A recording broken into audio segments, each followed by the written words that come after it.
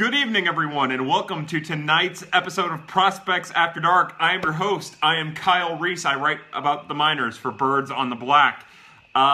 We've got a ton of stuff to talk about. Without getting into too much detail, we are here for your questions. Hold on, we got a little thing going on. I gotta flip it this way.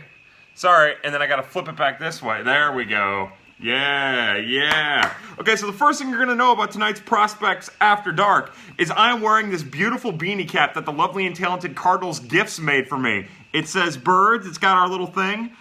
This isn't going to be any kind of interesting for anyone that's listening to this on the podcast, but we've got this beautiful hat. We're thinking about maybe selling some of this stuff as merchandise. It's some pretty awesome stuff. Hello to everyone who enters. For those of you who don't know how this works, every Monday night at 8:30 Central Time, we all get together for a little fireside chat with me, and we talk nonsense, and we talk prospects, and we talk the Cardinals, and we have plenty to talk about. Somebody says a Rosarena trade. Hey, Kyle, we can't have that. GM Gersh says the beanie is fire. Indeed. Hello, everyone. We have a lot to talk about. We have Cardinals baseball. We have minor league rosters announced. We have Brady Whalen, which Graham is always curious about. Somebody says, Prospects After Dark at the National Championship game. Just mute that National Championship game, put it on, and let me serenade your ears with pain. No, not hello. Hello, everyone. Graham, do you want me to get into Brady Whalen? Honest question. If you give me the yes, I'll get into it. Also, a little heads up to everyone who noticed for the first time that I got my name from the Terminator movies. It's a real thing that happened to me. It's a long story, but thank you to the gentleman who keeps pointing it out. Has Memphis' roster been announced? Memphis and Palm Beach have not been announced. They will both be announced formally tomorrow. Let's see, what's the biggest surprise when it comes to minor league rosters? Well, of the two minor league rosters that have been announced, the one is a disappointment. Ryan Helsley going back to Springfield's a disappointment for me. He's ready for Memphis, and it's not like Memphis couldn't carve out a little section for him. I don't know if I agree with it. A surprise is how boring the Springfield roster is. There's some interesting guys, but Randy's there, Kisner's there. That's all exciting. From Peoria's standpoint, that Peoria roster is a lot better than I thought it was going to be. It's really interesting, and I'll tell you what, Jonathan Machado and Elweris Montero, both from the Gulf Coast League, are going to be interesting prospects to watch at Peoria. And that's a really interesting roster with a really interesting starting rotation. Sejas, Oviedo, a couple of 2017 draft picks. I'm really bullish on Peoria. I'm anxious to see what comes out of it. Holy Shield asked Kyle will get alive, Kyle will get alive, Kyle will get alive, Kyle will get alive. Oh, God. That Dexter Fowler, man, all he had to do was chant it, and he got himself a hit. That was some awesome stuff. And it ended up becoming a meme, too, which is really cool. I like that, where all of a sudden baseball players, Josh Reddick, were tweeting it out as well. I can't wait to watch Peoria when they come to the Quad Cities. Mo's algorithm, you're in for a treat. That's a really good roster. And I know a lot of people are bummed about Delvin Perez. I understand why. Hey, Nicole, how are you? I understand why, but you know what? Keep in mind that he's still 19. He'll start the year at a short season squad, which isn't the worst thing for him. Remember, our philosophy, our motto with Delvin this season is let's give him a fresh start. Let's all take a fresh approach when it comes to Delvin. Let's rule out his good 2016 and his bad 2017, and let's let the 19-year-old play. Graham, more disappointed than snubbed Victor Garcia. Victor Garcia still has a lot of work to do, Graham, but he might be at Peoria this time next year. Michaelis is a god. How great was Cy Michaelis? Now, he did, Nicole, I'm fine, thanks for asking. He did leave a couple pitches over the plate. Lorenzo Cain hit a ball to Jupiter, which I thought was really interesting.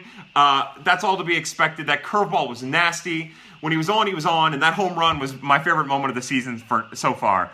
Am I disappointed that Junior Fernandez is not in Springfield? I am disappointed in that. As a matter of fact, I would have guessed that the acquisition of Meisner might have pushed him off, although technically Meisner isn't on the Springfield roster, but I would imagine he'll go there. I really did think he was ready, but they're going to bring him along slow because of the shoulder problem that ended his year. Somebody mentions, I still hope that Plummer can bounce back. So do I, and you know what? It could very well happen. He's going to get a chance to be a part of a really interesting four-man outfield in Peoria. We are about to have the best bullpen in the NL. Right now, that bullpen's awesome. Forever Cards, welcome to the chat, brother. Michaelis was pitching in Dong City today. You're not lying, Mr. Butler, our buddy Adam Butler for the Redbird Daily. Yeah, he was letting it up, man, wasn't he? Holy cow. But I'll tell you what, he let up a couple home runs, and he hammered that ball. That was beautiful. Johan Miesis, thoughts, and where will he start? Well, Miesis will almost certainly start at Palm Beach. He's a lot better of a defending outfielder than I initially thought. He's made some highlight reel plays. He has a really solid arm. He's impressive. You know, he's an all or nothing at the plate. He's going to hit for a lot of power, but he's not going to do much else other than strike out. He needs to refine his approach. He's still only 22. It'll be interesting to watch his power numbers track in Palm Beach. People praise the Cardinals for their drafting, but who was their last successful first rounder? Well, I would say Dylan Carlson, Dakota Hudson, Delvin Perez, although, again, we're waiting on Delvin. Luke Weaver. They've had some. Michael Wacha. Bowman needs an arm transplant. Yeah, I'll tell you what. Zach Gifford wrote a great article about some concerning stats with Matt Bowman over on on Birds on the Black. You should definitely read it. You should also read Redbird Daily. Thoughts on Tui, diminished velocity. It pains you to watch. My thoughts are it's dangerous. I think Zach Gifford had another stat with Mr. Tuivailala that said that he has the most diminished velocity since the start of the 2016 season or 2017 season. It's a concern. Somebody else mentioned that Jordan Hicks has become their favorite to watch. He's become my favorite to watch, too. I'll be honest with you. The only time I've ever seen Jordan Hicks, now, he's a great prospect with great potential, but the only time I've seen him pitch this lights out was in the Midwestern League All-Star game to 2 batters. To see him do it over a couple of appearances now, he's legit. He's ready to go. How long is Bowman under team control? So let's see. This is Bowman's 3rd season, so he still has 3 more years of team control. You keep way too good track of all this stuff I say. Zach, Mr. Gifford, hello. I don't. I'm really making this shit up. I don't even know who Johan Miesis is. Fowler is my favorite to watch, Graham says. Hey, you know what? I like Dexter Fowler. That dude gets beat up a little bit because he has kind of he glides and all that stuff. But I like Dexter Fowler. The one thing about the Cardinals right now, in my opinion, is they have a really interesting and fun team to watch. You know, they're still going to struggle to click for a little bit, and we all overreacted a little too greatly at some early season struggles against Thor and DeGrom. But now that they're going up against pitchers who aren't top 5, 10 in the National League, they're starting to hit. My boy Naparelli says Holland at the price was hard to pass up, right? Yeah, I think so. I hate giving up the draft pick. I hate giving up the money. But as Rusty Grapple for the Redbird Daily said, he's dead on. They basically just swapped picks from the Twins for Lynn. It was a good move. I'm glad they did it. DeYoung has been fire over the last 2 days. Who saw that coming? I kind of did, but you know the thing is with Paul, he's going to be streaky. I know that streaks are up for debate right now, but I think Mr. DeYoung is going to have a really solid season. Like I said, I've been saying since the get-go, which doesn't mean anything. Brace for it, because he might have 30 home runs if he doesn't get hurt. Kyle looks like Yukon Cornelius. I wish I looked like Yukon Cornelius. I look like if someone took half of the genetics away from Yukon Cornelius and then put the other half in a blender and then tried to pour it back on Yukon Cornelius. Let's see. He made me eat my words. Yeah, you're right, Nicole. Paul DeYoung did make you eat your words. It felt good, too, didn't it? Machado to STL looking very unlikely at this point. You're right, Holy Schilt. I guess so, to be honest. I don't know. I don't have the slightest idea what's going on in Baltimore. Sorry about that. Lauren Bundy, our friend Lauren Bundy says, DeYoung is fire. Paulie D is fire. Yeah, you know, I love that guy. And he's smart, and his swing never changes, and he takes pitches. He's good stuff. Micah Haar says, Holland, Gregerson, and Reyes join roster. Who is sent down, traded, etc. Well, right now, let's look at it this way, okay, right? So those 3 guys enter, but we all know Bowman's hanging on for dear life. What I'm getting at is anything could change, right? We don't know what Wainwright's going to look like. Tomorrow's a big start for Jack Flaherty. Anything could happen. It's still too far away. For Holland, my guess is that they get clever with Tui. They try to pass him through waivers and trade him or something like that right now. Jordan Hicks is going to stay. How do you feel about Wong being sat 2 days in a row? I don't care, to be honest. I love Colton Wong. He's solid stuff. And I know that sample size has been up for debate. But today they made the absolute right choice, batting Jerko and Carpenter. At this point, in my opinion, it's going to end up being moot, right? Because with Jerko being hurt for a while, unless they decide to go to Jairo Munoz, all three of them will play. It sucks that he sat for 2 straight games. He needs a swing, but he wasn't swinging good, at least as good as the other 3 options. He used to be my vote. Well, Wong will be playing again now. That's right, Lauren. Lauren's right. Loved your Peoria roster article. Explain Hurst, Pinder, etc. So I just wrote a quick little article breaking down who was assigned to Peoria. And 3 of the names that I thought might be assigned to Peoria weren't. That's Chase Pinder, Scott Hurst, and Wadier Infante. I thought at least one of those 3 would be, but now I'm almost 100% sure at least one of them will be in Palm Beach. They're all 3 center fielders that are athletic, that all do different things. Wadier is like your typical athlete who needs to get better at a lot, but is starting to flash plus. Scott Hurst is a developed center fielder who maybe brings a little bit more power than the other 2, although that's debatable. And Pinder is like the OBP guy. So they all do different things. They all have different attractions, but they're all really interesting guys, and none of them were in Peoria, which is a big surprise. Anything could happen. We'll see where it goes from here. My guess is that Pinder and Hurst are in Palm Beach. I don't know what they're going to do with Wadier. Wadier might still be hurt, too. Nicole says Jerko got hit in the ribs with the ball today. That's right. They're going to wait and see how that goes. Can you talk about Bryce Denton? Yeah, Bryce Denton started 2017, and he looked like he was poised for a breakout at Peoria, but he had appendicitis, a vicious case of appendicitis, either the day before or an opening day in Peoria. And it took him a month to get back to game action, and he still wasn't healthy, and he struggled in Peoria, so they sat him until the state college season started. And then he struggled a little bit in state college. It's hard to gain your strength back after the bout of appendicitis that he had. Personally, I think he's going to be fine, but we'll see what happens. Here's the deal with him. He was drafted as a third baseman. They moved him to the outfield. He has a plus outfield arm. He's a really good corner outfielder. And the sky's the limit if he can turn it on this year. Delvin, where's Delvin? Delvin might be in Palm Beach. There's a chance, but more than likely he stays at extended spring training. GM Gersh says Bryce Denton is trash. That's completely up to you. Mr. Hicks says, sup, Mr. Kyle. Sup, Mr. Hicks. How are you, brother? It's been a pleasure chatting with you these last few days. Congratulations to the Hicks family for what they're experiencing right now. As a member of Cardinal Nation, it is a pleasure to watch Jordan Hicks pitch these last couple days and to kind of feel like you're along for the ride with a early 20-year-old monster on the mound. And it's not just St. Louis where Jordan Hicks is making waves. It's national. It's happening everywhere. They're talking about him on CBS Sports. I'm so happy for him. I hope he gets to stay. He should get to stay. And it's going to be a really great time. Let's see. Odge says, give me your beanie. Odge, you know what? There might be something in your future with one of these beanies. They're beautiful, aren't they? Graham asks Brady Whalen. Well, before we get to that, someone said Hicks closer in 2019. Anything could happen. We know the sky's the limit for that kid. Brady Whalen. Brady Whalen was drafted, high bonus guy, drafted out of high school to play shortstop. 6'4", big body, big power. Well, starting this year, they moved him to third base because that's where, as Zach Gifford says, Pitching Ninja had a huge thing on Hicks again today. Everyone's talking about Jordan Hicks. But they moved Brady Whalen to third base because he's a better third baseman than he is a shortstop, although he has a lot to work on at third base. And he brings big power. Now, the problem with him is that he's a switch hitter right now who can't hit right-handed. He really, really struggles hitting right-handed. It's really poor. He hit like 0.89 right-handed this year when he hit like 260 left-handed with a 380 on-base percentage. He needs to get better at third base, but ultimately he could find his way to first.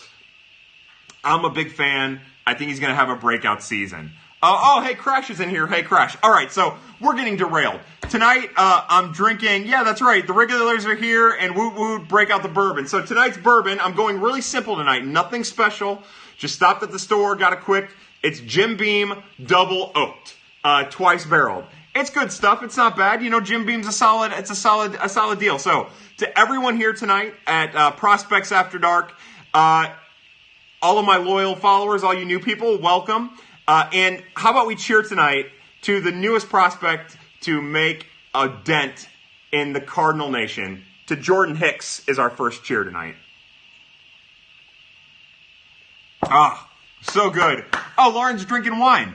Dilly dilly.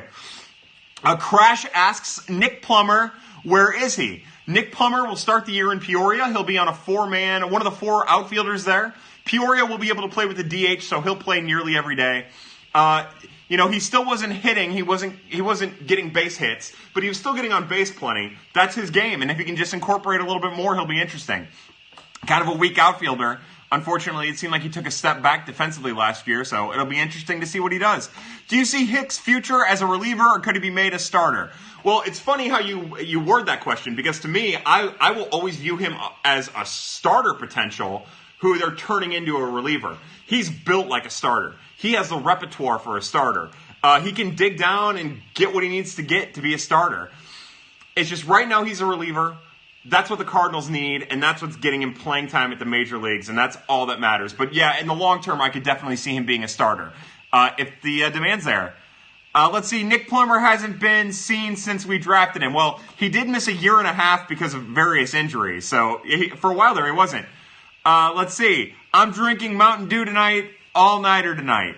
Oh, Brian Love. Looks like Brian Love's got some schoolwork to do tonight. Brian, good luck with your schoolwork. Let's see. Cards Gifts, my boy, who is responsible for all this. Let's see. Somebody said, who goes down when Cards bring on Holland? Is it Tui? That's my guess right now. Anything could happen. Maybe they decide on the off chance, all right, we've got Holland up here now. We don't need Jordan Hicks. It's time to get him stretched out to be a starter. That could happen. Bowman could be hurt by then. You're talking about another couple days. Anything could happen. Think about how quick Brett Cecil got hurt. Brett Cecil was pitching and it was sketchy, but then the next day he was hurt. Anything could happen. Keep that in mind. We'll wait till it gets to that point. Let's see. I think StatCast had his fastest at 101.7. He's a beast. It means nothing, but it is still awesome the Cubs lost 3. I agree. Waino won't make more than 8 starts, right? Maybe. They said that he might start on opening night, which is incredible to me. Let's see. Now, DeGarg brings up a good point. Bowman goes down, Tui's out of options. You're right, but, if the Cardinals are smart, and not to bag on Tui, because I like Sam Tuivailala, but if the Cardinals are smart, they'll notice some things that Zach Gifford, that a lot of other people have noticed about his diminished velocity, be concerned with that, and maybe adjust. You just never know. Hicks, a Trevor Rosenthal 2.0, should start, but too much need in the pen. I get what people are saying with that, right? He has a big fastball and a breaking pitch, 2 breaking pitches, the changeup and a slurve that you can dream on. What I don't want is I don't want him to become Trevor Rosenthal 2.0. Yes, I want him to have the success that Rosenthal had when Rosenthal was really dealing. But what I want to see I want Jordan Hicks to be given the opportunity to truly develop into the beast that he can be. I want him to truly reach his potential. I truly want him to unleash his ultimate potential. So, to me, Trevor Rosenthal never reached that, right? He struggled to throw strikes. He struggled to command his breaking pitch. Hicks can be better than that, and he should be better than that. It's just a matter of making it happen. Let's see. Hicks isn't Rosie 2.0. Secondary pitch is better than Rosie, and more developed now, but they can still get better. You're 100% correct. You're 100% correct. Let's see, over here, blah, blah, blah, blah. Also, can you compare Hicks? Yeah, it seems like the Hicks-Rosie thing has become really popular. I get it. But, again, I think the gist is that he can be better. In my opinion, Hicks can be better. And that's incredible. Let's see, Casey Meisner scouting report.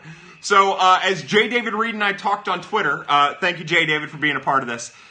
He's a big boy, right? He's 6'7", and most big bodies have trouble repeating their motion. And if you have trouble repeating your motion, there's a good chance you're going to have trouble throwing strikes.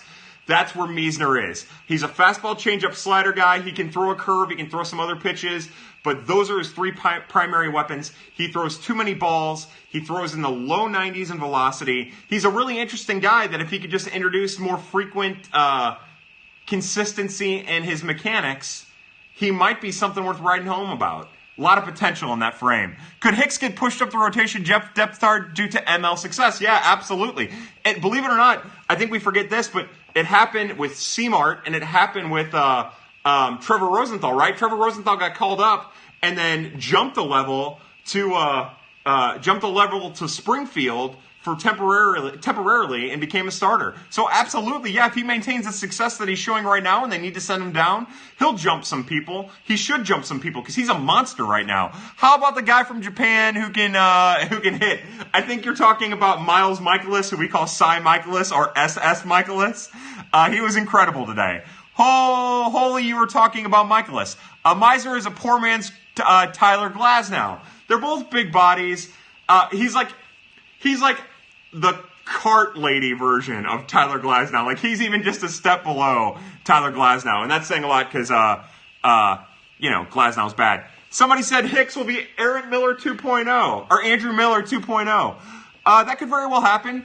I do want him, if he's going to be up at the majors, I want them using him when they need to use him. Not pussyfooting around with him. I want to see him go full throttle. Isn't Helsley more like Rosenthal, or is that just something people say? My thought with that is we became a little bit more familiar with Helsley beforehand, and I think that label was put on him.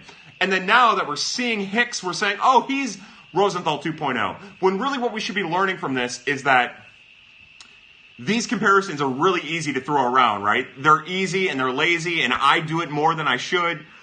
As I try to blow a snot rocket out my nose in the middle of this thing, I'm so sorry about being alive. It just goes to show you that sometimes we bank too much on 2.0s or the next version of, when really Jordan Hicks is just a really superb young man who is his own person that can dominate. So Rosenthal is like the Gritchick of pitchers. Easy to compare to. Yeah, we talked about that earlier in the week. If I have time, we'll get into that. Ooh, Forever Card says Jairo Munoz is equal to Yasmani Tomas. It was really nice to see Munoz get his first hit today, but we're starting to see pitchers attack him, just like we've been talking about for a couple weeks on that stuff, low and outside. Starting to attack him, and they're starting to get him. Now, his first hit was on a pitch low and outside that didn't quite break the way it was supposed to. But keep an eye on that. The Michaelis 97 paint job to sit down Braun was sexy. Everything about Miles Michaelis was sexy today.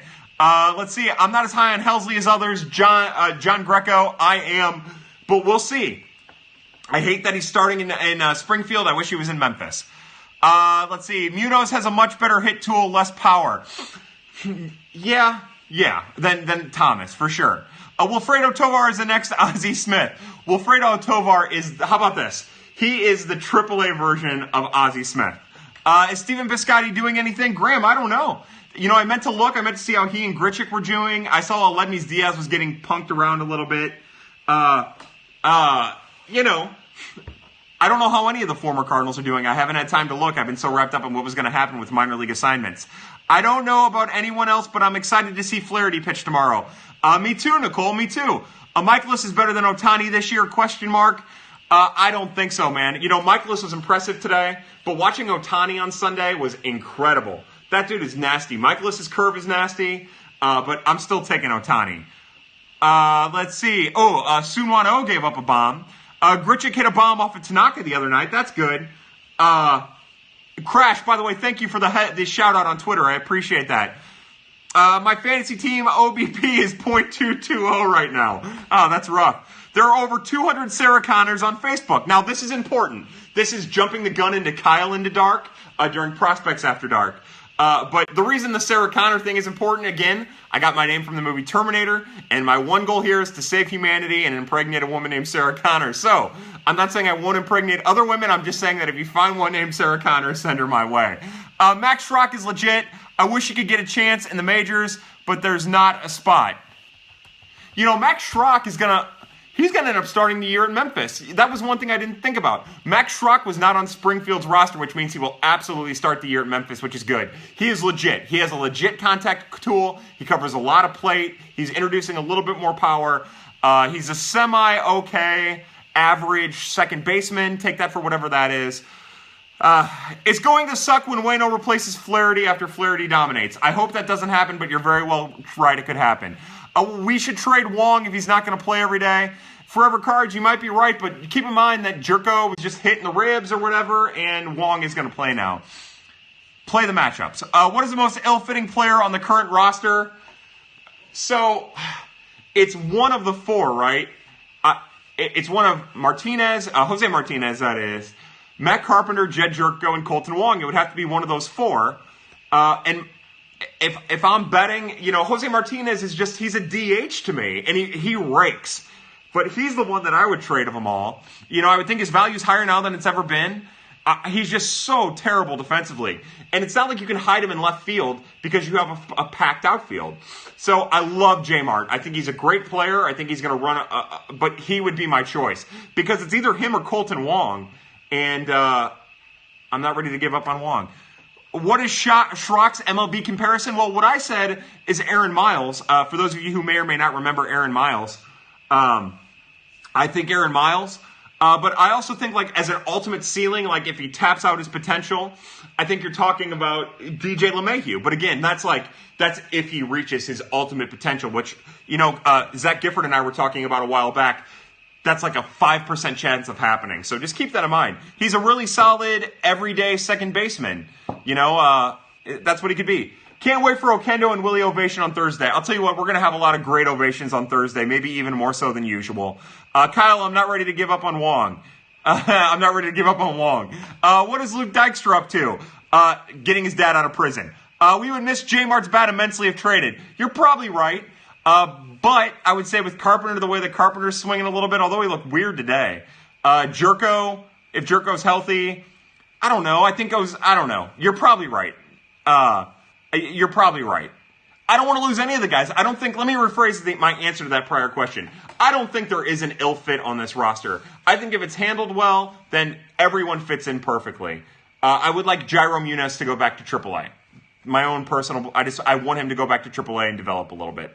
That's what I would like. What's your win projection? I said 86. I still think it's 86. The good news is that a lot of teams in the National League are terrible. So it might go up, and it doesn't hurt that the Cubs look bad. Where do you see C-Mart's steps to improve after spring and first start? I didn't see his first start. I only caught glimpses of it, so I'm going to leave it alone. I will fall back on the default answer, which is STL Cup of Joe's answer, and that's that he needs to throw the sinker more to left-handed hitters. It seems like he's overthrowing a little bit, and that's costing him. Can you donate some of your beard to the Luke Weaver Facial Hair Fund? Yeah, sure. A locks for Luke, we'll call it. Hicks needs a better number. 49 sucks. I'm fine with it. I think he's probably okay with it too. Who will Gomber thank first in his Hall of Fame speech? Come on now. No one. He's not going to get in the Hall of Fame. He's going to thank STL Cup of Joe. Not Cardinals related, but what do you think of Gabe Kapler and what he's doing? I think he's had the worst start to a managerial career of any manager of my lifetime. Look at all my turnout well for him, but he couldn't have done any worse in his first weekend. Kramer in Springfield. I think more than likely Kramer is in Palm Beach. He wasn't on the Springfield roster when it was announced today, so Palm Beach is probably what it is. 40 degrees and drizzling for C-Mart. That's another thing to keep in mind. The weather was not kind to either Thor or C-Mart. Yeah, Wildcat says it. This is probably the Locks for Luke Weaver episode. Weaver is a beast. I agree. I just in a very quick little repartee with STL Cup of Joe and I said Weaver would be the number 2 pitcher in the rotation this year. He believes it's going to be Wacha. I think they're going to jockey all year. I think they're both going to be very good. But Weaver's a beast. Kapler made me appreciate Matheny, right? So Kapler, Mattingly, there are a couple, Ned Yost in my opinion, there are a couple managers that are undoubtedly worse than Mike Matheny. And, Gabe Kapler had the worst weekend ever. Kyle, we need a 16-4-man irrelevant Cardinal tournament with you as the host. Can I, like a video game kind of thing? Let's do it. Somebody says Wacha sucks. I think that's my buddy, DeGarg. Yeah, he's fine. Over under 9 homers for Terry Fuller in short season. Under. He'll have 7. Let's see. Twitter polls. We can do it in Twitter polls, a 64-man tournament. Haha, let's drink strawberry every time he squints. You might as well just IV it into your veins because I'm going to keep squinting. Yachty projection for this year. I don't have the slightest idea. I'll say the average in the OBP are exactly what it was last year, and I'll say he adds 4 more home runs. He ties his career total with 22. Wacha is the 5th best starter. Yeah, you might be right, but keep in mind, it seems like every time somebody has a bad start, someone's saying so-and-so is the 5th best starter. Like, Luke Weaver could go out and throw 4 innings, and people will be saying he's the 5th best starter. Let's see how it develops a little bit. Now, again, Wacha was bad in his first start. He was bad the first start, but so was C-Mart, and maybe it was a New York thing. You never know. Let's see how Wacha does at home. Again, if he's bad again, then let's talk, but we got to have a little faith in him. 35 home runs for DeYoung. I'll take the under on that, but in between 35 and 30. Wacha needs another pitch. He needs to throw that curveball more. So his curveball's come a long way. He just doesn't throw it a lot. He made Yoenis Cespedes. Wow, that's Cuban stereotyping. He made Yoenis Cespedes look terrible with a curveball. He's just not throwing it enough. I want to see him throw that thing an extra 5% every game. We haven't drank enough. Drink. Ugh. All right. Graham, did I cover... Oh, no, not Chug. Not Chug. Michaelis and Weaver will have highest FWAR of any cards. It could happen. I like Luke Weaver now. That's right, Graham. Welcome to the party. How do you feel about Cesar Hernandez? Can't get through the lineup 3rd time with 2 pitches. Again, I just want him to throw that curveball more. Establish it early in the game and use it more. Cespedes also crushed a good curve from him. Yeah, that's true. I got nothing. Yeah, Adam Butler, you've stumped me. I've got nothing else, brother. I don't know. Maybe I'm just a little too optimistic. I don't know. Do you hear the subtle Khalil Green reference in the broadcast today? I did not. I had it on mute. I was watching it. I wasn't even supposed to be watching it. I was at work, but I was hiding. Wacha's changeup isn't the same. So inconsistent. STL Cup of Joe wrote an article about Wacha tipping that changeup. And he and Zach Gifford, look, let me put it this way. Wacha's tipping his changeup. I don't think you can debate it. I think if you go back, you'll be able to see it. And I think that teams are picking up on it, and that's why you're seeing them lay off it. It's hard to be effective with any pitch, no matter how dynamic, if you're tipping it. Kyle is a rebel. You're right. I'm the leader of the resistance. Cesar is on my fantasy team in the league. You scrub. Well, it looks like Graham's being a tool again. Shout out to C4. He'll know what's going on. So that's where we're at right now. The Cardinals have had some interesting pitching performances. It's been split in the rotation. C-Mart was a little shaky. Wacha was a little shaky. Weaver was good, although he had to deal with the C.B. Buckner nonsense. And Cy Michaelis was pretty good today, too. Graham asks, is he begging for attention now? A little bit, Graham, but you're fine. Drop the ban hammer on Graham. I'm not going to drop the ban hammer on Graham. A couple things real fast with Birds on the Black. We've been doing daily recaps by Stu Stiles, who's been incredible. He's been bringing it strong. They're fun to read. They're more interesting and more entertaining than the average game recap. And then a big shout out to Tara Wellman. Tara Wellman has been doing these really awesome, now I can't remember what they're called because I'm an asshole. But they're like little morning recaps of the prior day's game. So about last night, I think it's what it's called. And they're awesome. They're little videos. She has little text back and forth with Cardinals. It's awesome. It's worth checking out. Everything that we're doing at Birds on the Black right now is fantastic. Let's see. Somebody says, Lauren, we need to get Melissa in here. That's right. Melissa and Odge and all of our homegirls. Bring them on in. Ryan Mangold or Margold said Bud Norris was throwing hard today. I'm impressed with Bud Norris, right? We're all going to bang on him. I don't know. You know what? Somebody's going to quote that. When I say we're all going to bang on him, I mean we're all going to fuck him. No, I mean we're all going to hate on Bud Norris a little bit because of the past, because he's probably a racist. But he pitched well today. He pitched well the other day. As long as he keeps it up, I'll keep my mouth shut. Mr. Hicks says, Birds on the Black is awesome. Thank you very much, sir. We feel privileged to have you say such kind things about us. Let's see. The Banging Butt episode. That might be a good title for this one. I like that. But how? She won't join, I tried. I don't know what's going on. Usually when the line is, I don't know, she won't join, I don't know, I tried, I'm usually the one saying it, it's not someone else writing it.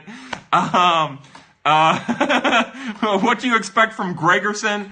Let's get him healthy first before we make expectations of him. I don't really have any expectations of him. I would expect him to pitch the way that Bud Norris has pitched, but over an entire season. That's if he comes back healthy. Remember, the Cardinals kind of have a history of losing relievers early in the season that just never really come back. He's throwing, which is good, but there are still concerns. Shut up, Kyle, not what I meant, perv. I know, I can't help myself. Where are you stashing the Loco at? The Loco is inside of me from last week. I don't think it passed all the way through me, and my hope is that eventually it finds its way back out of my system. Somebody asks, you are a bartender. You have to make a drink for our lineup. Who gets what drink? Holy cow. I can't even do that. I'm stepping back. There's too much air. Jordan Walden, cough, cough. Yeah, that's kind of who I was alluding to. What does Holland mean for the bullpen? Well, first and foremost, he's another shore-up piece in the bullpen. Major League Baseball now, you rely on your bullpen more, right? We all know that. We all agree. That's why these guys are getting larger contracts, because they need them, because they deserve it, and because that's the way the market is trending. Holland is just another option for a shutdown. He's another guy that makes the bullpen stronger. What he means is that you have another guy that you can go to late in the games. You don't have to worry about Lyons, Leone, although both of them are capable of closing. It's just another piece in the bullpen, which is the most fragile part of any club. It's just another piece that's strengthened, and that's what matters. Will the Cardinals use him as closer? I would assume so. I would imagine that Leone and Hicks and Lyons all share that shutdown role, depending on what the matchup is. And we'll see what happens with Tui and Bowman and who goes down when he comes up. Graham says Holland was a surprising big name addition, to be honest. Graham, you're right, and it came out of left field, right? We're all hours away getting ready for opening day, enjoying the excitement that comes with that, and the Cardinals dropped that bombshell on us, or John Heyman did. Hicks, Holland, and Leone. Wow. Yeah, and again, when you throw in Lyons there, I mean, it's a good thing. A really, really, really, really good potential for a back end of the bullpen. You can never have enough guys to throw out of the bullpen. Seemed like Holland was always the one to make late innings interesting in KC. I don't remember that. I really don't. I can't say for sure. I won't comment one way or the other. I will say that if you're right, you're right. But I know that he was lights out in Denver last year, in Colorado, except for when he was hurt. When do we start thinking, son of a bitch? Over, under 50 PETA protesters at the Cardinals game because they found out about the Lizard King. You know what? St. Louis, I'll say over. I'll say over for Michaelis's first start, or for his second start, because it'll take him a start to figure it out. Lance Dan says, I was mad about their bullpen all offseason, and now I love it. Copy and paste from me, Lance Dance. Mr. Butler, you're dead on. Let's see, Rocky's PBP guy said he was lights out, no stress, ninth inning. That's right. Holland was money in KC. You're high. Again, let's not resort to name calling. If you want to call anybody name, you can call me names. You can call me high. I'm not high. I'm just dumb. The two are often confused. I understand where you would have that problem. I like Holland. I think he's going to be fine. I'll be J. David Reed with the Yukon Cornelius on Twitter. That's great stuff. How about this? Let's just be excited about the potential bullpen. And let's be excited about Mr. Hicks staying in it and what could potentially be a lockdown back end. Let's see. Always bet the over on STL protesters. I'm not touching that with this 9.5-foot pole. All these good arms, and Matheny went to Bowman first. Bowman, then Cecil. Shows you what you know about Mike Maddox's role in the organization. Nicole says she lost her faith in DeYoung and then regained it and then lost it. Nicole, look, there isn't a player in the Cardinals lineup who's hitting better than Paul DeYoung right now. Hold on to your faith. First call up, Bader or Adolis? Bader. They were very forward about about their message to Bader when they sent him down. They said that under other circumstances he would be the guy, but things changed and blah, blah, blah. It'll be Bader. Matheny is going to kill Bowman. Bowman's already dead. Lockdown back end. Kyle about any Sarah Connors. Yeah, that's it. What does this team need to win the division? Ooh, that's a good question. Well, they just did a good job to shore up their bullpen. What I would say is they need all of their starting pitchers to perform to their capabilities. They need Carlos Martinez to be at least what he was last year. They need Cy Michaelis to be what he was today. They need Weaver to be what he was on Sunday. They need Wacha to be what he was in the second half of last year. And they need what's going to eventually be Adam Wainwright to pitch like some semblance of Adam Wainwright. That's the most important thing to me, is just getting all the starting pitchers to max out. Let's see. Somebody said they need Jimmy Nelson to stay on the DL. Now, I think that was Graham more than likely. Jimmy Nelson is a pitcher from Milwaukee, and that's going to be a big help to them if he can stay on the DL. Is he reading the teleprompter? Yes, I am reading the teleprompter. Put it up there, I'll say it. Have you met Michael Biehn? I have not met Michael Biehn. He was the actor who played Kyle Reese in the first Terminator. Also, Anton Yelchin, who is now dead because his car ran him over, played Kyle Reese in the new Terminator. Let's hope Mike doesn't overuse Hicks. You're right. I would imagine Jordan Hicks gets shut down for the next couple days. How about the Cubs? Blah, blah, blah. They look like a bathhouse bottom. Yeah, I mean, it's easy to confuse a bathhouse bottom with a Major League Baseball team. I've been told that I look like a bathhouse top. Cardinals need Giovanni Gallardo to make at least 5 starts. Didn't he just sign with the Reds? To the Reds.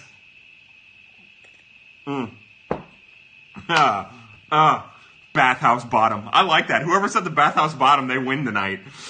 Good work. Graham, what else were you saying? Oh, so Graham was talking about Jimmy Nelson.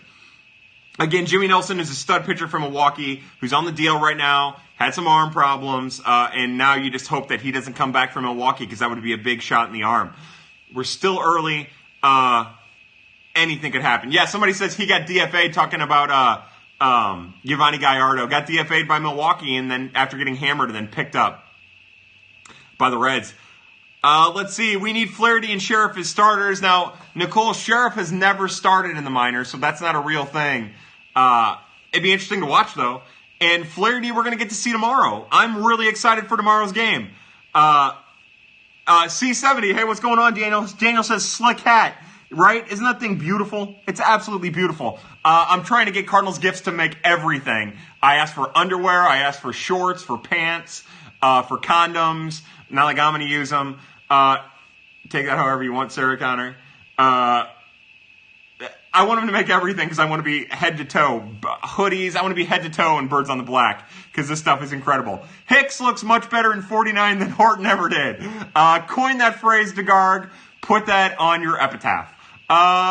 Graham says awkward. Graham, it's been awkward for a while. Covers the head, so it's great. That's right, see? You get avocado head, and then you get magic head.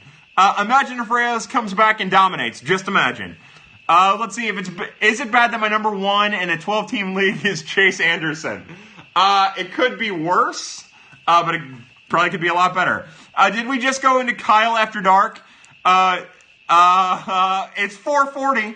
It's 4:40? Yeah. Me saying it's 4:40 is a good indication that it is indeed Kyle After Dark. We're at the 44-minute mark of this shit show. Raise your glass, and let's make this thing Kyle After Dark. It seems like there's a lot of David Stearns talk going on in the feed right now. Everyone's into the NBA, apparently. I never in a million years would have expected that. Let's see. Yeah, cheers, Cardinal Gifts. Hicks looks like much... Yes, that's right, DeGarg. Yeah, for sure. Nicole with the cheers down there. What do we want to talk about that's inappropriate? Or what do we want to talk about that's appropriate? Again, this is Kyle After Dark. This is where things start to get fun. Cardinals Gift says Kyle After Dark has begun. Usually this is where the MFKs come in. This is usually, where things get super weird. Again, if you don't want to talk about that, we can talk about anything. Lauren Bundy with the glass of wine. Yeah, that's right. MFK time. Oh, God. Anyone who retweets this, I'll make you a custom lock screen. There you go. Let's see. What is Reyes' role in 2018? He's going to start. if there's one thing that the move to him on the 60-day DL changes, is that almost makes him a starter for sure. Now, it might happen in the minors. He might meddle away down there for a little bit, but he is a starter now for 2018, unless in September or October they need him in the bullpen. That's exciting. That is the absolute right move, and that's what we can be happy about. Let's see. Thank you guys for sharing. Thanks for everyone for participating. That's some pretty amazing stuff. Looks like Lauren is going to get herself a custom lock screen, and I'm guessing it's of Jed Jerko. Kyle is drinking his urine sample. That's right. See, I've been drinking so much bourbon that my urine comes out a weird bourbon color. And yeah, I drink my own bourbon, urine bourbon. Whatever's sterile and just does the job. Best STL brew pub. Oh man. Oh God. So, it's going to sound crazy, and it's not a brew pub, but the first place that I thought of is this little lunch place called Union Loafers. And they have a nice selection of beer on tap. It's not a brew pub. If we're talking just about like breweries, I like Perennial, which is on the south side of the city. Urban Chestnut, a lot of people love. I'm not as big as most on Urban Chestnut. I do like a lot of the stuff that they make a lot. I still think that a good time is at the Maplewood Schlafly. I think Schlafly's lost a little bit of their luster, and I think it's a fantastic place. If you're talking about a place to just kind of go and grab a beer, there's some really great places in Dogtown. To be honest with you, I'm still kind of a Hoosier bar person myself. Oh, somebody says, Let's Go Blues. They're playing right now. 3-2 with 9 minutes left. Bummer. Have you been to Heavy Rift? Believe it or not, Mr. Butler, I have not been. Let's see. Best GM in baseball, David Stearns. He had a good offseason. Let's see. Come up to the Pete. I don't know what that is. Flying Saucer on opening night is always a good time. I do like Flying Saucer. It gets a little packed in there, a little bourgeois for me. I'm a Hoosier. But it's a good place. Went to a piano bar this weekend and it was lit. Where'd you go, Barilli? Tell me. Kyle, are you going to any of the, am I going to the home opener weekend? I don't think so right now. Again, I'm dealing with the personal issue aside, and it's kind of limited what I can and can't do. Can you help me study for my calculus test tomorrow? Yeah, no. You don't want me helping you study for anything. St. Peter's, oops. I'll be honest with you, Holy Shield, I don't know what you're talking about in St. Peter's, but I'm not opposed to going to St. Peter's to have a drink with some listeners and some followers and some friends. Tell me where you're at, and we'll go have a drink. If you are watching, you are part of the resistance. Boom! There we go. We're getting to that. That's how I'm going to end this. I got to write that down or else I'll forget. It was Westport, called the Jivin' Whale. Yeah, the Jivin' Whale's a cool spot. I haven't been there in years. Gifts, let me know when you get up and going. I want one, maybe two. My wife loves it. There we go.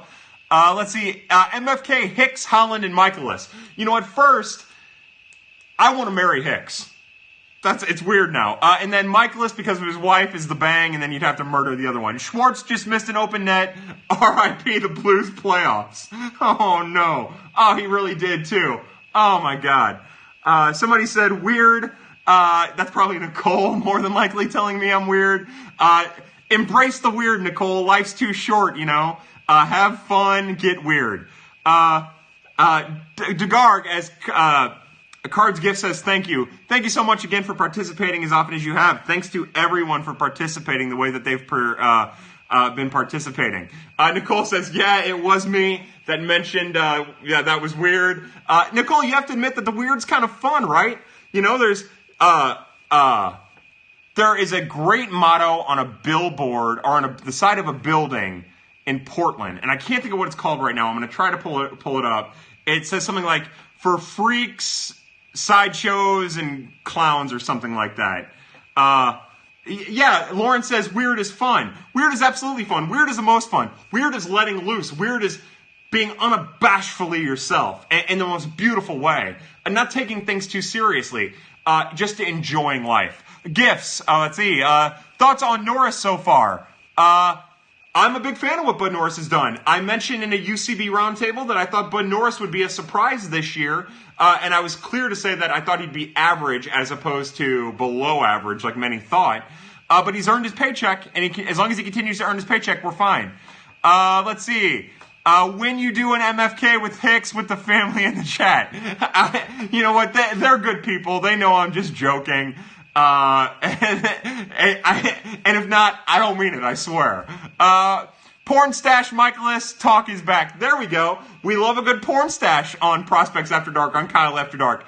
Our boy Ryan Schul, his prospect that I assigned him, Stefan Trosclair, has a really righteous mustache himself. That dude will porn it up like the Dickens. Is Michaelis a Cards Hall of Famer yet? Michaelis, Cards Hall of Fame, 2036. I know, Nicole's right, he did shave it. It's heartbreaking, but that doesn't mean we can't talk about it here on Prospects and Kyle After Dark. Cheers to porn stashes. Judgment Day is coming. Find Sarah Connor. Oh, this is going to be fun. How's Wisdom's handlebar doing? That Wisdom, he ended up, he had a handlebar mustache at one point last year, then he had a goatee, and then it was clean shaven, and then in spring training he had a goatee, and then he had kind of like the reverse mutton chops. Last I saw he was clean shaven. Daddy Hicks, blah, blah, blah. Is Mo and Michaelis discussing an extension yet? No, well actually, that's a joke, I understand, but remember when the Cardinals signed him, Mo said that they tried to offer him more than 2 years, and he wouldn't take it. He was betting on himself. He wanted a little protection, but not so much. So he took he only wanted a 2-year deal, and he got a 2-year deal because of it. Patrick Wisdom is a beautiful man, and I'm not ashamed to say it. That's right, J. David Reed, and I'll tell you what, that dude's charismatic as hell, too. You saw that on the backfields. He was really helping Andrew Kisner at first base learn how to play first base and where to go while they were doing practice work. But he kept dropping the F-bomb and kept saying shit. Everyone was laughing and having a good time. That dude's a clubhouse leader. He's a personality. Wisdom is my facial hair hero. Why you hate me, Tom McCoy? No, mine too. I agree. I just talked about the bad defense. What bad defense? Have we had bad defense? I'm trying to think. I know that a ball dropped in shallow center yesterday. Have we had particularly bad defense? I don't know. I can't think. Somebody's going to have to fill me in. I'm sure that there's a lot more instances than I can remember. I'm starting to get drunk. Hicks' windup is funky, but I love it. A lot of people were critical about Hicks, that big leg kick that he has. But I love it.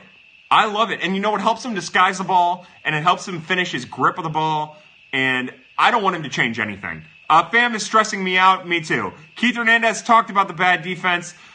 Keith Hernandez is a lot of fun to listen to in a booth. J-Mart, that first game was bad. J-Mart's a bad defensive player. He's a bad outfielder. He's a bad first baseman. The dude is a DH. He's 100% a DH. Lay off the alcohol and you can remember. That's a really great point. Are you worried about Ozuna's arm? Fuck yes, I'm worried about Ozuna's arm. Why does this keep happening? Why is this happening again? Why are we on time 2 in the last 3 or 4 years where a guy can't throw from the outfield but is expected to throw from the outfield? I hate it. And yes, I'm worried because at this point he should be better. Could you see Kisner playing first in Memphis this year? I'll one-up you. I could see Kisner playing a little first in Springfield this year before he makes Memphis, and I could very well see him making Memphis and playing first there too. Let's see. Has Pham ever considered LASIK?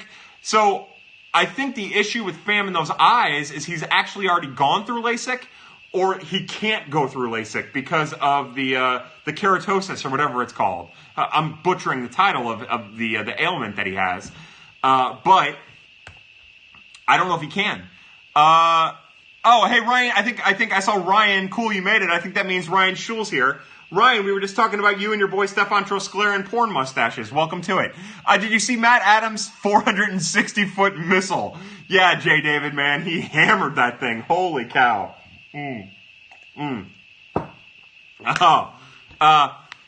Let's see. Kyle should be a doctor. You're right. I know medicine. I know medicals, bro. Pretty sure Pham can't do LASIK. That's right. Adams, I miss him so much. Again, Adams is a fan favorite, and it's nice to see him hitting bombs somewhere else. That's right. Reminder, Adams has always hit in Cincinnati. He had another surgery that wasn't LASIK. Yeah, I know that Tommy Pham has had a couple different surgeries. He's tried a couple different types of, more than a couple handfuls of different types of, I gotta take, hoodie's coming off, boys. It's Kyle After Dark.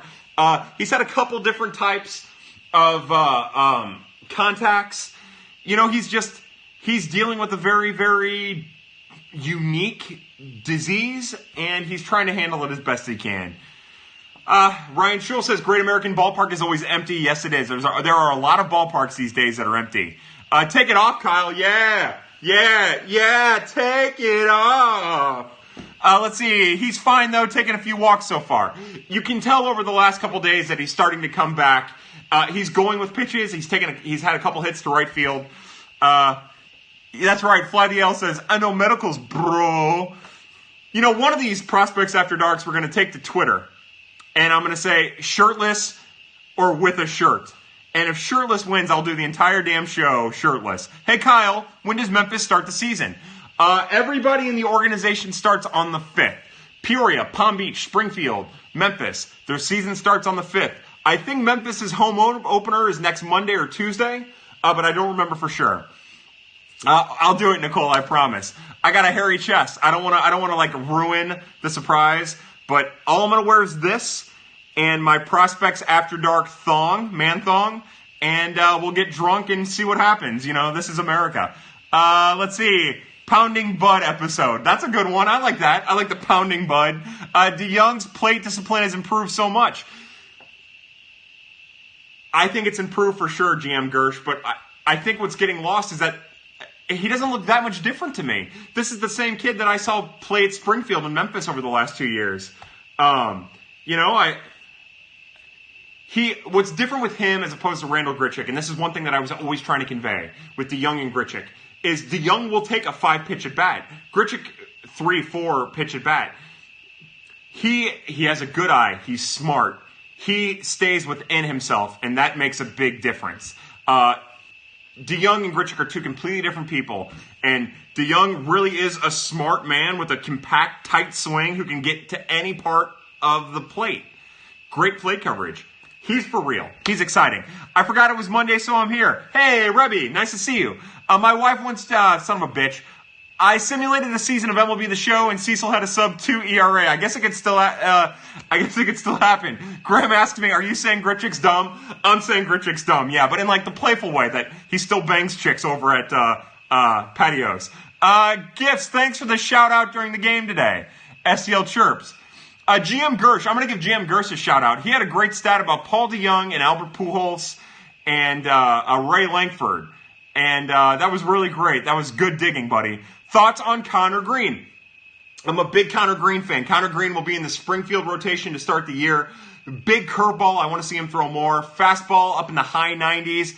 Of all of the pitchers, including Jordan Hicks, surprisingly enough, of all the pitchers that I saw in the 4 games that I watched down at Jupiter, the one that got the most oohs and ahs from the fans was Connor Green. He dropped that hammer, and you could tell that the entire Astros bullpen, or the entire Astros bench was like, wow, what the hell is that? It was super impressive. He's got all the talent in the world. He just needs to repeat his delivery and throw more strikes. I think he relies on his fastball too much. I'd like to see that change. Tim Anderson is a future Hall of Famer. Ryan Schul, what's up? Players most likely wearing lacy lady underwear on the field.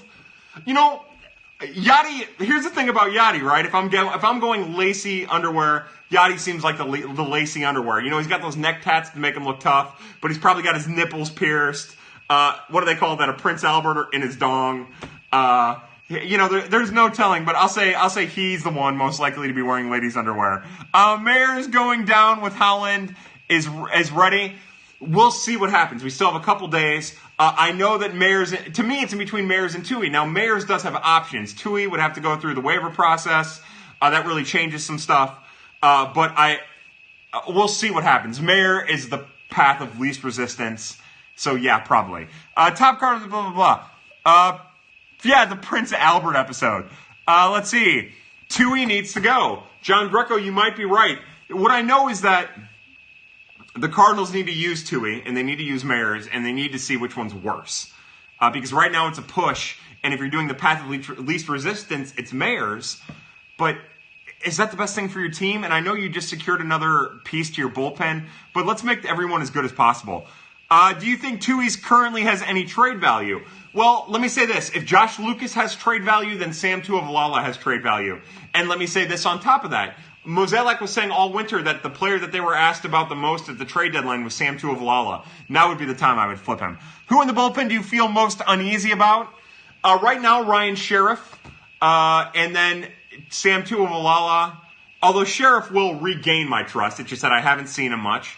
And then after that, it's Sam Tuivailala, and then after that, it's Mike Mayers. Let's see. Let's see. Blah, blah, blah. Zach says... somebody says, Chandler Hayes on the Twitter tweet says, Carpenter is also 100% a DH. Yeah, the Cardinals have a couple guys that are 100% a DH, but Carpenter is on a different level defensively than J-Mart is. If Mo really gets so many trade offers for Tui, then trade him. I agree. Trade Wong, only kind of kidding. In the right deal, yeah, I would trade Colton Wong. I hate to say it, but I would. Am I going to miss Breivik Valera? Not so much. I'm actually really happy with the guy with Miesner, who they... Valera was the outfielder, my bad. Johan Miesis. I'm anxious to see what he does in Palm Beach. I think it was a good trade for the team. It freed up a 40-man spot. Another outfielder, I know people get bent out of shape about that, but you can never have enough depth in the minor leagues. You can never have a surplus of talent, enough surplus of talent. Nothing's wrong with having too many outfielders in the minors. Drink. We are at the hour mark, guys. Thank you so much for sticking along, hanging out. This has been a really great time. I'm almost done with my bourbon, so let's make a push here at the end. Is Tyler O'Neill, Grichuk 2.0 are better? I would say better, but remember, what separates the two is that O'Neill strikes out in the minors more than Grichuk ever did, but he also takes almost twice as many walks on average as Grichuk did. They're different players. But I guess I get why people are saying it. We talked about the Grichuk comp earlier in the week. Me and I guess it was it Naparilli? Was that you and me, Naparilli? We talked about that. Grichuk's an easy comp to make because he's kind of like the model of what baseball's become, right? Super athletic, power hitter that strikes out a lot. So it's easy to go to that guy whenever you're making a comparison. I mean, it's just like Rosenthal, right? Whenever you talk about a prospect coming up who throws heat, who might have command issues, you say, oh, he's Rosenthal 2.0. That's why Helsley was Rosenthal 2.0, and now people are saying it about Hicks. It's just easy to do. So no, he's his own player, but he could end up having the same fate. Blues just fucked around and let the Caps get a power play goal. You've got to be kidding me. Oh, what a mess. Everyone's fired up now about the Blues letting up goals. Did we ever trade anyone from our minor league system that became good, great in the last 20-odd years? I can't go back 20-odd. That's tough for me. The first answer that comes to my mind is no. I know a lot of people will point to Coco Crisp as one of the guys, and that was 20 years ago. Nobody that comes off the top of my head. Position of need over talent. Somebody says, my guess is that it's Graham. I really didn't see. Not in the minor leagues. You're dumb. Kyle Barraclaw. But you got to remember that Steve Cishek was pretty good for the Cardinals in limited duty. Now, they stopped going to him, and he's kind of blew it there at the end. But, yeah. Dan Herron. So Dan Herron would be a good one, but he was with the Cardinals and did start down the stretch. Dan Herron is the ultimate choice, as a matter of fact. Although, I would still make that trade every day of the week, as crazy as that sounds. Mark Mulder for Dan Herron, Derek Barton, and Kiko Calero, right? Mike Leake is doing well for Seattle. He is, but let's take a step back and see how that all goes. And again, I think the question was, did we trade a prospect, which really changes the question. But you're right. The Cardinals are usually pretty good. And the Gregerson trade was bad. Now, Gregerson, when the Gregerson trade happened, it was a player to be named later for Khalil Green. And the Cardinals gave the Padres a list of 3 players. And I don't know who the other 2 were. There were rumors at the time, but I don't know. And it ended up being that the Padres took Luke Gregerson, and that was when I was first really getting into prospects, and I was pissed about the deal. That was a bad trade. That's a good one, too. So Gregerson and Herron would probably be the 2 worst. Coco Crisp was 20 years ago. Yeah. Naparelli says, it's over. It's over for the Blues. They're not going to make the playoffs. Dave McKay for Arizona. Yeah, I get what you're doing there. Chris Perez. Yeah, but remember, so this is what I'm going to say about Chris Perez, right? Chris Perez had an epic meltdown. He lost his mind and then fell off the face of the earth. He did have a short period of time there where he was a really solid reliever for the Indians. But to be honest, they got nothing out of Mark DeRosa. But to not have to deal with what ended up being that headache, I'll take that. I think we drafted Scherzer out of high school but couldn't get him to sign. Now, that kind of shit happens a lot. It's worth mentioning. I don't know for sure, and I'm actually 36th round. 36th round with Scherzer? Somebody look that up. We need to sweep the Blackhawks. They got to sweep the Blackhawks and take the last one from the Avalanche, right? Holy shit. They got to stop fucking around. Let's swap the Blues coach and Matheny. 36th or 38th round for Scherzer. God.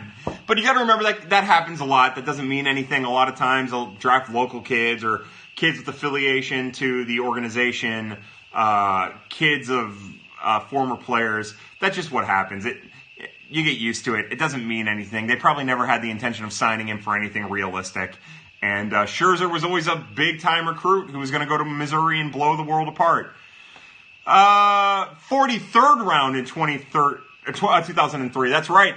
That was that was before they cut down the rounds to 40. What do Blues fans think of the Pens?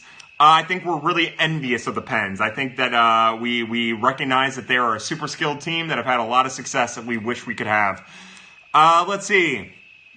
It seems like most of the time they know if someone will sign or not. So the other big hidden secret, again, hidden secret is you can't say it twice. The other big secret that everyone knows about Major League Baseball, especially now with the slotting system, is that teams reach out to players and their representatives before the draft and say, hey, we have the 39th overall pick. We're willing to give you this. Will you sign for it? And if the person says no, they'll just move on to the next person after a little negotiation. So, yeah, a lot of times terms are met beforehand, and it's just a matter of getting them in for physicals. And a lot of times the draft changes because of the terms that are reached or aren't reached. Didn't Appel or whatever his name is not sign with the Astros? That was Brady Aiken that didn't sign with the Astros. Appel was a little bit different story. But it was Aiken that didn't sign with the Astros, and they lost their slot money. And that also goes to show you just how quick. That goes to show you just how quick, like, a perception of a front office can change, right? Because when the Astros bumbled that Aiken thing, everyone was like, oh, Luhnow's a clown. And now everybody's stroking his cock because of how good he is. Baseball is more of a business than a sport. Never forget that. That's the most important thing when evaluating roster moves, signings, and talent. Apple was the guy the Astros took instead of Chris Bryant. There you go, Jay David. Jay David's on it. Own it. Todd Thiessen says Dylan Cease. Dylan's a really interesting guy. We like Dylan a lot. Why are we bringing up Dylan Cease? Am I missing something? We just fucked up Tom Wilson's cheap-ass ankle. Did we really? Oh, that's good at least. I guess if you got to end the season, you end it right. Let's see. A White Sox Periscope? Yes, Todd.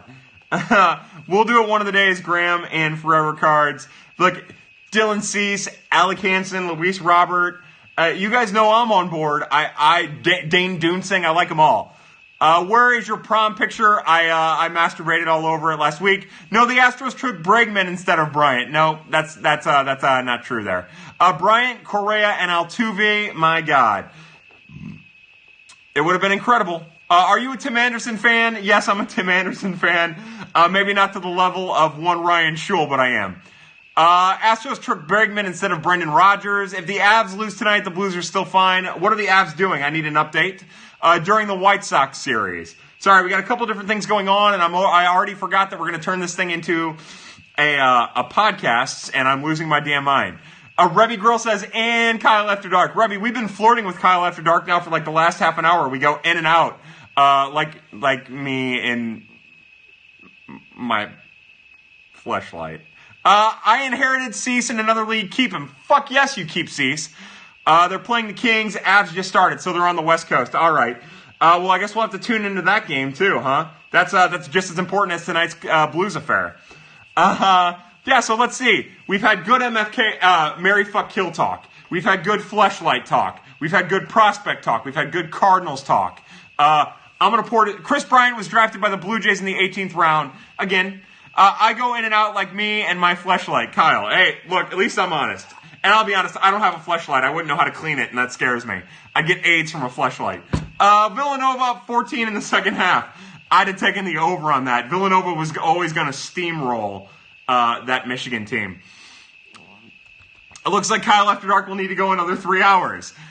You know what? Let's go ahead and make this thing 3 hours. I'll take you all into bed, and you can lay with me, and I'll sing you R. Kelly and Babyface. Let's see. I say let's see a lot. You know, I say the same shit over and over again. Sandlot, Moneyball, or Cinemax After Dark? Well, so if I had to fuck one, I'd probably fuck Moneyball. Just to make a point, I think. And then Cinemax After Dark you marry, because it's just an adventure every night. And then the other one you'd have to kill. Let's see. What are you drinking? I am drinking something really simple tonight. It's a low brow, but still tasty. It's the Jim Beam Double Oak Twice Barreled. Good stuff. Again, I sound so bougie right now with what I'm about to say, but I'm used to drinking the higher dollar stuff. I've spoiled myself recently, so to go a little bit lower, I can really taste the difference. What the tastes are, I can't tell you. I'm really just being a fuckhead. Rank Alcantara, Cease, Kopech, and Riley Pite. Kopech, Cease, Pint, Alcantara. He claims he stopped by the store to get it. I did. Graham, I'm not talking about Kep Brown. Nobody cares about Kep Brown. Kep Brown was a 10th or 11th or 12th round pick, a 10th round pick, big high school bat, outfielder, who the Cardinals drafted with the intent of signing, but they couldn't sign, and then he fell off the face of the earth. Kyle has a refined palate. Put it in my mouth, bro. He has a big stash of booze. Believe it or not, I don't. I try not to because I will drink that shit. When you're an alcoholic, there's no such thing. How disappointing was the AJ Puck news from my buddy Adam Butler? Adam, it was heartbreaking. It kills me. All of these prospects that are going down, it fucking hurts, man. It hurts, especially Puck, because I really thought there was a chance that if Oakland made a push towards the end of the year that Puck would make his major league debut. You should be watching, let's see, Put It in My Mouth, Bro. Yeah, Put It in My Mouth, Bro. This is the Put It in My Mouth, Bro episode. Pham getting called out today. Oh, yeah, he was safe at second. People were pissed when we traded Kaminsky. Again, we get too attached to prospects. Comiskey was an interesting guy, and it's a shame that it hasn't worked out for him, but people were also pissed when we traded James Ramsey for Justin Masterson. So Oakland is going to be good. Their offense is strong. Their pitching is a question, but also interesting. Well, don't do that, Brian. Brian, whatever you're going to do, don't do it. Don't jump off the cliff, Brian. Don't jump off the cliff. We love you. We need you. Your family's here for you, Brian. Drink.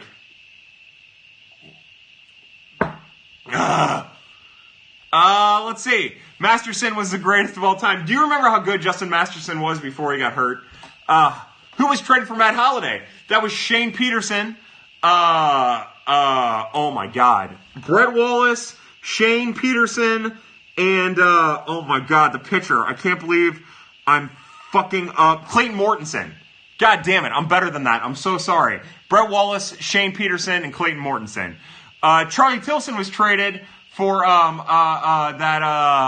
my God, what's wrong with me? The lefty. What the hell's wrong with me? Why do I keep blanking? Zach Duke. I'm so stupid. Zach Duke. Thank you. See, so Nova's still kicking Michigan's ass, people keep saying. Tonight's a national championship game. What a surprise. Ooh, a Blake Hawksworth sighting on my feed here. Who was Clayton Mortensen? He was a pitcher who had a potential to kind of be like poor man's Michael Wacha, a Garrett Stevenson type pitcher who never panned out. He had a little taste in the major leagues. Believe it or not, I think Shane Peterson is still bouncing around the minor league somewhere. Who did we trade David Carpenter for? Was he in the Ronnie Belliard trade? I think David Carpenter was in the Ronnie Belliard trade. Sidney Ponson. Boom. Good work, Mo's algorithm. Good. I will be glad when basketball is over. Tired of hearing about it. Nicole, let me ask you a question. Why do you find yourself creeped out by Luke Weaver? Remember when Albert busted in Chris Young's nose? Oh my God, I do remember that. Can you imagine how so tough? By the way, somebody just put John Gall's name up there. I love John Gall. I was big on John Gall. Let's see. Good job, Adam Butler. Yeah, good job, Adam Butler. And our friend over at the Redbird Daily. We love that, Adam Butler. That Lance Dance 1 on Twitter. Give him a follow. And then his partner in crime, that Rusty Grapple, who I also love. Follow them. They do the Bird Law podcast. They're fantastic. Let's see. Oh, boy. Oh, David Carpenter was for Pedro Feliz. And you know what? Pedro Feliz ended up playing a pretty important part on that team. Someone about him creeps me out. Sorry, I can't help it.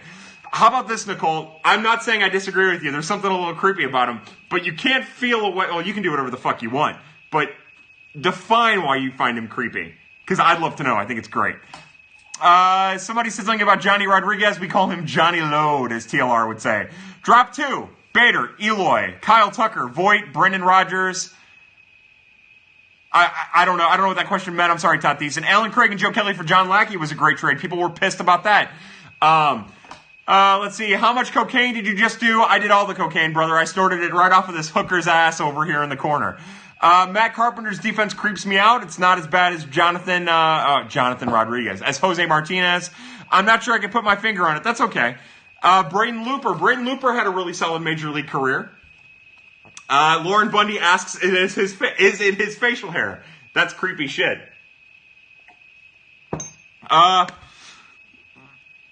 Per ancestry, I'm a minority. I'm a minority too. I'm handicapped. I don't know what we're doing, but I see obscure names. Khalil Green. We've already talked about Khalil Green. We talked about that earlier. Bring him on. I love Todd Wellemeyer. They called him Todd Alien, which sounded like Tadalian. Just Todd. That was when I was first getting really big into prospects, 04, 05, 06. And I was clamoring for them to call up Just Todd. That's one of those where you see his baseline stats and you think that guy's for real. And then you go back and you say, oh wait, there's other stats to look at and you think that guy was never for real. Did Lackey pitch every game in the 2015 postseason? It sure seemed like it. Brian Barden and Brian Barton. Brian Barden, the white fellow who played third base, was the April 2008 NL Rookie of the Month. And Brian Barton was a brilliant, dreadlocked-wearing center fielder who a lot of people thought was going to be just like Kerry Robinson because they're racists. Looper was good till TLR ragdolled his arm. TLR was good for ragdolling some arms. Graham, check your DMs. Uh-oh, somebody's sending dick pics via DM in between each other. I like that. White fella, eh? That's right. Were you a Joe Mather fan? Yeah, Lance Dance, I was a Joe Mather fan. Were you, brother?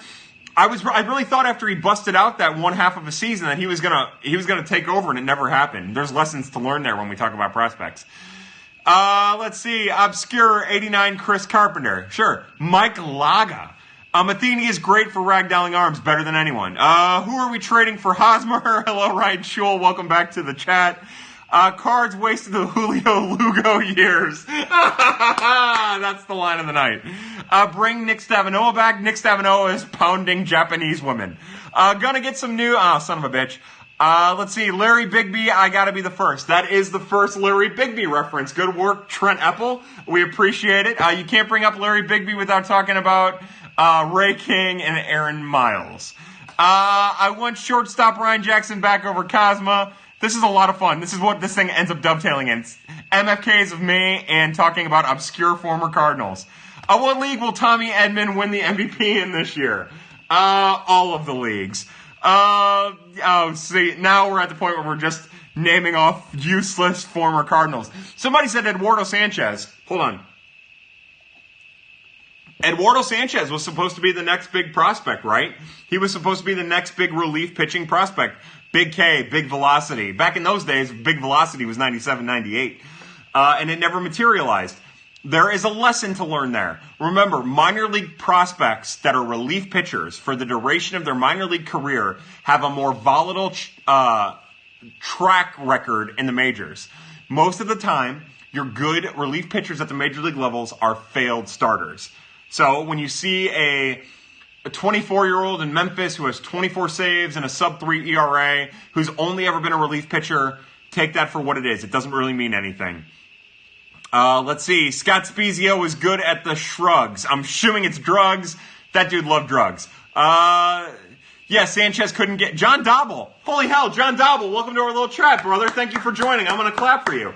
You're right. Sanchez couldn't throw strikes. That slider in particular, he had no command of it. That guy ended up playing, I think he pitched in the Futures game here in Busch, and Darryl Jones was the hitter representative for the Cardinals that year as well. That was the year that Madison Baumgartner and Chris Tillman were here. Julian Tavares, he was a lot of fun. Let's see. Oh, God. Michael Clado. See, you guys are you're just bringing it strong right now. Spezio in a brothel right now. Yeah. Spezio's putting them up 3 at a time and banging them 4 at a time. Jermaine Curtis, Jordan Swaggerty, David Washington.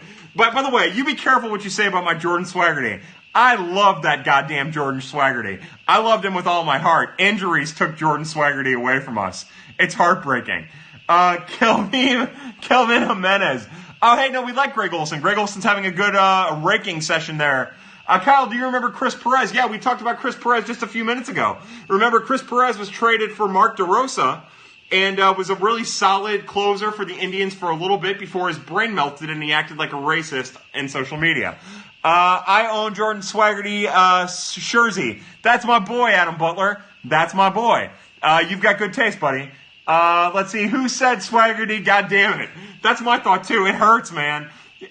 I'll be honest. So the Cardinals had a track record there where players were coming and they were doing really well. Wacha. Swaggerty was one of those guys that looked like he was poised to break out, but injuries got the better of him. John Frascatore. Oh, my God. Uncle Buck, I want to make out with you right now. I want to make out with you in the worst way for bringing up John Frascatore. You're my hero. You need to change your Twitter handle to John Frascatore, your Periscope handle to John Frascatore.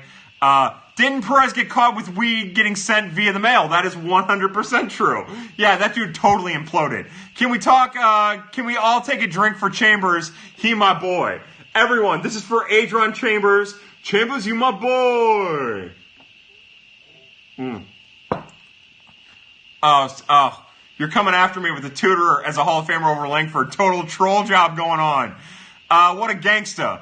Damn, it feels good to be a gangsta. A real gangsta. Tim Cooney. Dead to rights. Cardinals Nation all day. That's right, not Barulli. Not Barulli. Tell me, Barulli, should I be realistic about the Blues' chances of making it into the playoffs, or should I give up? Robert Stock, GM Gersh. Robert Stock is a part of the Padres organization now, and he's fucking dealing. We like that. Let's see. Robert Stock is good. Yes, Mose, I'm blowing over your who is Ray Langford. Stock is good now. Let's pull up Robert Stock real fast. Robert Stock. I have to talk when I type. Stock is a flamethrower, throwing 98 with a really, really solid breaking pitch, too. Best first baseman between Best first baseman between the Jack Clark and Greg Jeffries era.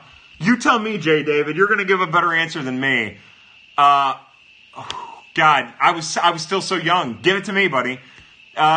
Stock is a driveline guy. Stock reinvented himself through driveline, and now he throws gas. Still got a chance if they get their shit together. Thank you very much, Barulli. But a lot depends on other teams, which isn't good. I'm going to keep an eye on that Avalanche game tonight. They're all bro crushing on each other, I think. Yeah, that's right. Look, this is a bro crush session. This is where we bring out our inner feminine, our inner femininity. We love on each other. We love on other dudes. We love on ladies. We love and murder and marry people. Blah, blah, blah. Jack Clark is a shit talker. That's what everyone says. I bet you being in the dugout, being in the locker room with that dude was a show. Matt Pagnazzi. Tom Pagnazzi, Matt Pagnazzi. It's just proof that with the last name you can go far. John Gast at STL Cup of Joe. Just Todd crying. Yeah, no, we talked about Just Todd too. I'm just reading off names at this point. I'll do it for a long time. Yeah, somebody put Mark Hamilton up there. Yeah, so I did see, not really, I did see that, or John Greco, I did see that the Avs lost Varlamov. Adam Ottavino, who struggled last year after recovering from Tommy John surgery, still did a pretty damn good job. So, and they have high hopes for him this year. Tyler Green, Ryan Jackson. At this point, I sound like We Didn't Start the Fire by Billy Joel. Tommy Herr, Luis Alcea, Greg Jeffries, Will Clark, Jack Clark. Oh, I'm an asshole. Edwin Encarnacion hit an inside the park home run. You've got to be kidding me. Woody Williams, Cody Stanley. The names go on and on and on. So here's what we're going to do. We've reached the end of our little night. Ty Wigington is a personal favorite of every Cardinals fan. Ryan Therio. Just terrible stuff. This is, oh my God. Cards Gifts. This is the Pay Our Respects episode of Prospects After Dark. Who is the best infield prospect in the organization? You know, the truth be told, it's still Delvin Perez. Even with the struggle, it's still Delvin, but we're ignoring Delvin, so we say Jairo Munoz. Let's see. This is a little Sasha Bader talk. To Sasha Bader and that amazingly sexy blonde that Jack Flaherty is betting every night.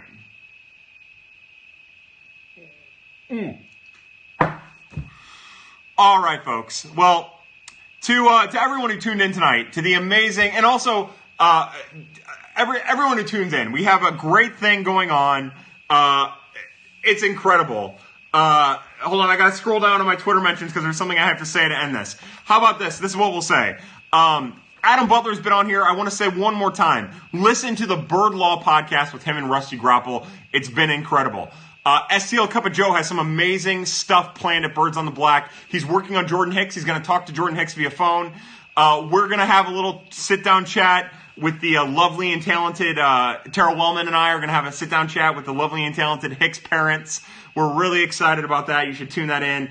Zach Gifford back in the fold at Birds on the Black after taking a short hiatus to get caught up on life. What we're doing at Birds on the Black alone with communication within the group and turning that into something different is turning it into articles is amazing. That's what came of the I'm not going to watch the Nova Michigan game because Nova's going to beat them by 100. What we're doing is we're talking in the group and we're producing out of that. And that's how we ended up getting the amazing article about Seth Maness. When I say Seth Maness, I mean Matt Bowman and his release point and how he's holding things differently. Anyways, this is just all the very, very long way of saying that we are on to something special, and you're going to want to stay tuned. Somebody said something about their uncle. I will hold this program up to talk about some dude's uncle. I respect a good Uncle Boy love. I can't wait to read 900 articles about how Yachty is underrated and ageless wonder. GS Animus, you're going to get one from Cards, I think. He seems pretty hell-bent on writing it. Go back to the thing about the uncle. Been here since day one. That's fucking right, Naparoli. You, Shul, Mose, Graham, Forever Cards, Lauren Bundy, Nicole. You guys have all pretty well been here since the beginning. Fly the L's been here. J. David Reed. We've had, again, there's Holy Schilt, GM Gersh, Ryan Shul. Cards, Gifts, all you guys have been here from the get-go. We've had a great participation. We've had great communication. I hope to get you guys a rundown of the Memphis, Springfield, and Palm Beach rosters as they come in. I'm going to pour just a little bit more. Let's see. Look, that's the thing, though. That's a beautiful thing about this little party, Nicola. She says I skipped last week's. Skip them. Come in. Watch them. Watch them at your leisure. You are all my friends. We are all friends here. We're all going to have some time. He was replacing Drew's toilet. Again, one last cheers. This is from me to you, and then we'll end this little beast. Ryan Schul says he loves the show. Again, I can't tell you guys how much I love each and every one of you. I mean that. It's a pleasure to do this. Hopefully we all get a chance to have fun and talk baseball. He's shitting Drew's toilet every day. Guys, after the Periscope, I'm going to start a thread, blah, blah, blah. We got shit coming in. The Seth Beer article. Graham is writing a Seth Beer article. I'm also working on one at present, but I don't know if mine's going to be out like I had hoped. Anyways, to Prospects After Dark, Birds on the Black, and to you. So for everybody, I'm Kyle Reese. Let's see. If you are watching this, you are part of the resistance. I love each and every one of you. And happy hunting.